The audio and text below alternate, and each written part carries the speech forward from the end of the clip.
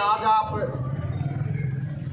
कोटपुतली की उस जगह पे बैठे हैं जिस जगह का दिल्ली और जयपुर के बीच में नाम लिया जाता है।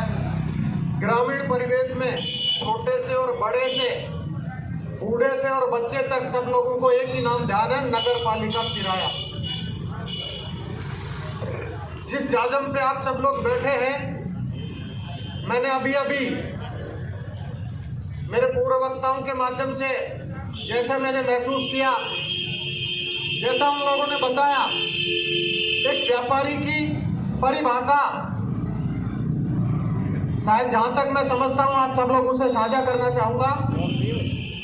ये मेरे सामने बैठे और मेरे सम्मुख खड़े मेरे युवा साथी, आप भी किसी न किसी व्यापार की तलाश में आए। व्यापारियों नीचे पटरी पे बैठ के मोची का जो काम करता है वो भी एक व्यापारी है। यहाँ जो जितने भी प्रतिष्ठान बने ये भी एक व्यापारी है। और कोटपुतली के इतिहास में नहीं बल्कि पूरे हिंदुस्तान में बड़े से बड़ा जिसका कारखाना है, कोई फैक्ट्री है, वो भी एक व्यापारी है। व्यापार को उसकी आमदनी के हिसाब से ना आके व्यापार होता है। और अब बात यहां से शुरू है,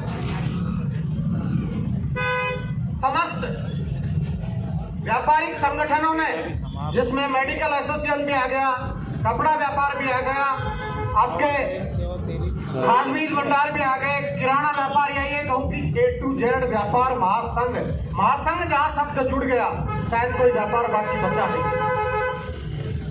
मैं आप लोगों से आगाह करना चाहता हूं और इस निवेदन के साथ मैं इस आकार हुकूमत को इस कोटपुतली की पावन धरा से एक निवेदन भरा मैसेज देना चाहता हूं। हमें यहाँ जाजम पे बैठ के हमारे प्रतिष्ठान बंद करने की आवश्यकता क्यों पड़ी? जब भी आपने अपना प्रतिनिधि चुना है, आप अपने परिवार में, आप अपने व्यापार में शांति और सुख जीवन व्यतीत करने के लिए उसको चुनने का काम करते हैं। लेकिन 2018 का चुनाव से पहले का जो किया गया वादा था, हमारे सामने शासन भी खड़ा है, प्रशासन भी खड़ा है, और शासन का आज कोटपुतली का नाम राजस्थान की उस बड़ी पंचायत में जाकर के राजस्थान की सरकार में अपनी हुकूमत का हिस्सा जो दिया है, कान खोल करके सुन लें। बड़े खुले मंच के साथ मैं कहना चाहता हूं, मैं एक वकील बाद में हूं, व्यापारी बाद में हूं, पहले आप सब लोगों का भाई और आपका बेटा होने के नाते आपके दुख और दर्द को समझने की कोशिश करता हूं। और कोटपुतली से 2018 से पहले जो अपना मैनिफेस्टो लेकर के आए थे, मैंने बहुत सारे लोगों के चुनावी वादे सुने। कोटपुतली में राम राज्य की स्थापना होगी, आप सब लोग इसके गवाह हैं। आए दिन 2 दिन पहले मेडिकल व्यापारी पे घटना हो रही है, उससे पहले गोपालपुरा पे किसी एक किराना के व्यापारी पे हमला होता है, उससे पहले गुप्ता जी के ऊपर चाकू छुरे चल जाते हैं। यहां तक की बात कहूं कि रास्ते चलते सुरक्षित महसूस कोई व्यक्ति नहीं करता। मोटरसाइकिल पे चलने वाला भी एक भय के माहौल से जाता है। गाड़ी और घोड़े वाले रास्ते देख करके निकलते हैं। इसी विषय में दूसरा मुद्दा लेकर के आए थे कि कोटपुतली के व्यापारियों के लिए सबसे मूलभूत सुविधा जो है, कोटपुतली में एक सीवर लाइन की व्यवस्था करवाई जाएगी, क्योंकि वो भी इस व्यापार महासंघ और व्यापारियों की सुविधा का हिस्सा है।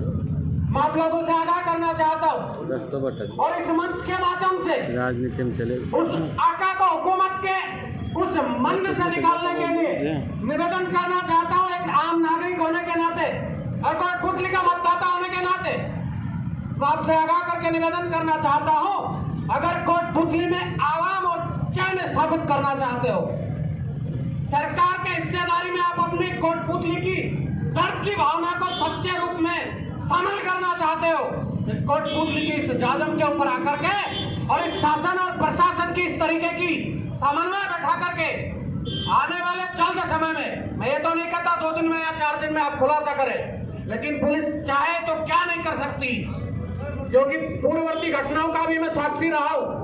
यही जगह थी, यही मंच था, यही सारे सब लोग बैठे थे।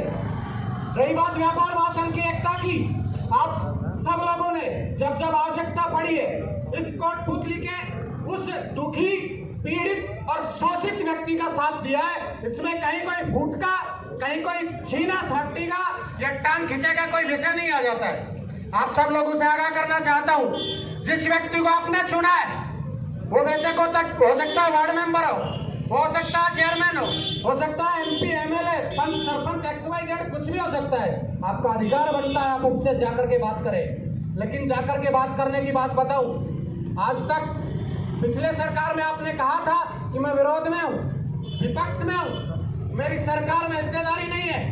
आज मैं आपसे आगाह करके कहना चाहता हूं, आप बड़ी बड़ी सरकारों के हिस्से में बैठे हो, सरकार में अपनी बात रखने के लिए एक वजूददार ओहदे पर बैठे हो, लेकिन जब तक हम अपना कोटपुतली का प्रतिनिधित्व, हम अपना दुख और दर्द आप लोग बीच में आकर के हमसे सुनने की कोशिश नहीं करेंगे।